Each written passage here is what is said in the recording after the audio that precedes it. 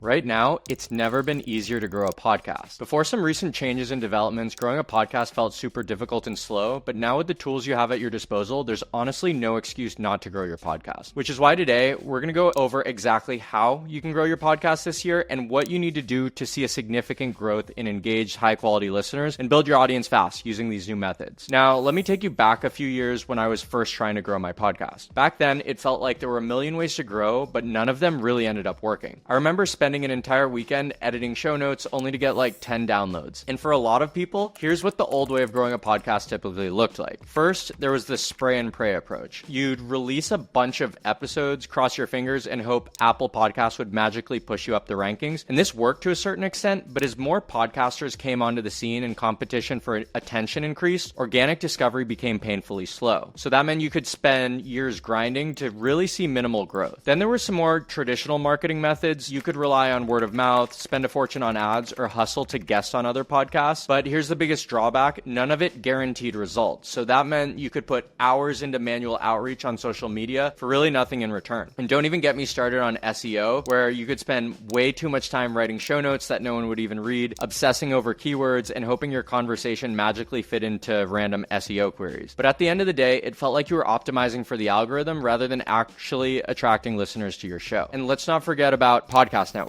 You may have joined one hoping for distribution and exposure, but instead you'd lose most of your creative control, be stuck reading tons of ads, and still see minimal returns when it came to growth, which is absolutely not what you signed up for. So how do you think working that hard and not growing made podcasters feel? And I can tell you from experience, it was rough. Despite having amazing convos and super impressive guests, you just constantly feel like you were shouting into the void, and despite putting hours of work in, you'd keep refreshing your analytics to see your numbers flatline. And every time you heard someone say it takes 2 to 3 years to build an audience, it just felt like a punch in the gut. You'd see newer podcasts rank ahead of yours and think, what am I doing wrong? But here's the point I actually want to get across. As we speak, there's a way better way to grow your podcast that doesn't involve any more shouting into the void or waiting years to see results. So let's talk about growing a podcast in 2025. Back in the day, growing a podcast was all about slow growth for downloads, but now you don't really need to pray for growth. You can more or less engineer it. And one major reason podcasts are the most difficult medium to grow is simply because the podcasting format doesn't have virality or a true content algorithm built in at the RSS or hosting platform level like other mainstream platforms do. If you look at the major shift from 5, 6, or 7 years ago, it's actually been the rise of short form platforms and the general way that people consume media now. You can take your podcast to your viewer wherever they are, on TikTok, Instagram, Twitter or X, LinkedIn, YouTube, without losing your mind. I remember the first time I realized this. I'd spend months barely growing, and then I dropped like one clip on LinkedIn that blew up, and suddenly our downloads spiked. And that's when it clicked for me, the rules had changed. Today, the best way you can grow your podcast is through omni-channel distribution. So that means flooding every platform that you can with bite-sized, high-value clips or posts from your show. And most of all, it's about hacking algorithms and finding attention arbitrages. But just like what I mentioned earlier, this can also take hours of time and be frustrating if you go about it the wrong way. So right now, it's all about repurposing smarter. So a few years ago, repurposing content was a nightmare, and only top-tier creators with massive budgets like Gary Vaynerchuk, who was one of the guys to popularize this strategy, could pull it off. First, there was a headache that was transcribing your content, which meant you'd either spend hours transcribing the episodes yourself or pay way too much for a service that still messed up your words. Or you might pay a VA or someone to do it for you, which was super expensive to get any solid results, or cheap, but then the quality was horrible. And that was just step one. Then you'd have to find and rework every clip for every platform. So,